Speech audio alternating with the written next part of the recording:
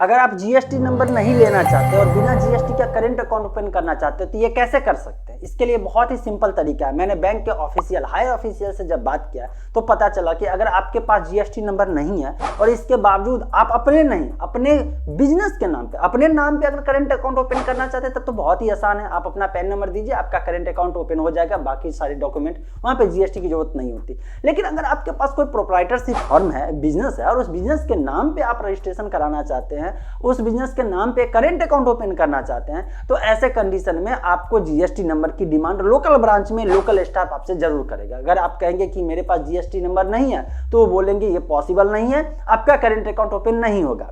जब मैं यही प्रॉब्लम लेकर के जब लोकल ब्रांच में गया तो उन्होंने डायरेक्ट मना कर दिया कि आपको हर हाल में जीएसटी नंबर लेना पड़ेगा। और जब मैं बोला कि अगर किसी के पास जीएसटी नंबर नहीं हो तो क्या वो करंट अकाउंट ओपन नहीं कर सकता, उन्होंने कहा नहीं कर सकता।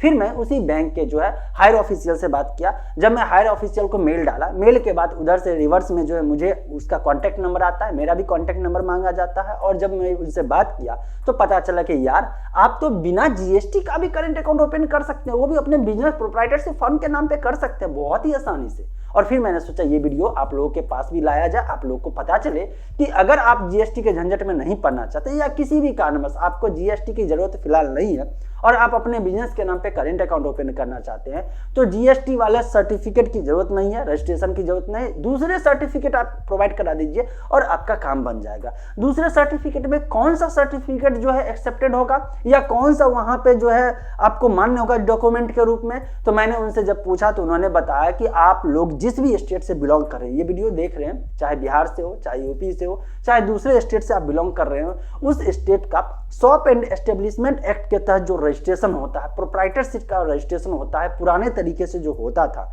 वही आजकल सर्विस प्लस हो गया है, ऑनलाइन प्रोसेस हो गया। तो अगर वहां से हो रहा है तो बेहतर वहां से कर लीजिए।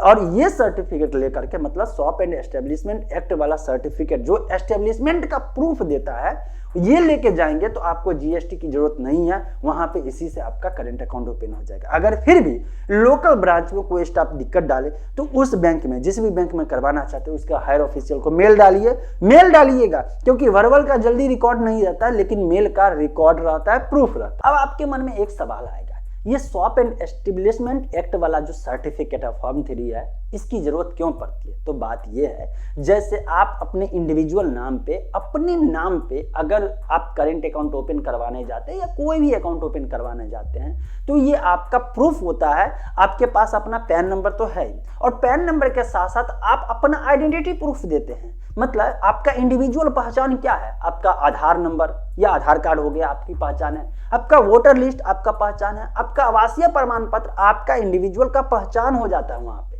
तो ऐसे में आपको जीएसटी की जरूरत नहीं है। और चूंकि आप करंट अकाउंट ओपन करने जा रहे हैं तो मतलब सीधी सी साफ है कि आप बिजनेस के रिगार्डिंग अकाउंट ओपन करने जा रहे हैं। और अपने नाम पे ना करके अगर आप अपने बिजनेस के नाम पे करने जा रहे हैं, अकाउंट ओपन करने जा रहे हैं, तब तो आपको हर हाल में करंट अकाउंट तो ओपन करना ही है। लेकिन उस बिजनेस का आइडेंटिटी क्या होगा, उसका प्रूफ क्या होगा कि सच में ये बिजनेस एग्जिस्ट कर रहा है। ऐसा तो नहीं है अपने मन से चलो यार XYZ करके एक अकाउंट ओपन करते हैं करंट अकाउंट, तो ये तो पॉसिबल नहीं है ना। इसके लिए तो बैंक वाले तो कहेंगे कि आप जिस स्टेट से बिलोंग कर रहे हैं वो स्टेट तो पहले आपको अप्रूव करे। जैसे वोटर लिस्ट हो गया, आधार कार्ड हो गया, ये सब प्रूव कर रहा है कि आप एग्जिस्ट कर रहे हैं। इसी तरह से वो बिजनेस सच में एग्जिस्ट कर रहा है, इसलिए एस्टेब्लिशमेंट एक्ट वाला जो सर्टिफिकेट आप दे दीजिएगा, आपका काम हो जाएगा।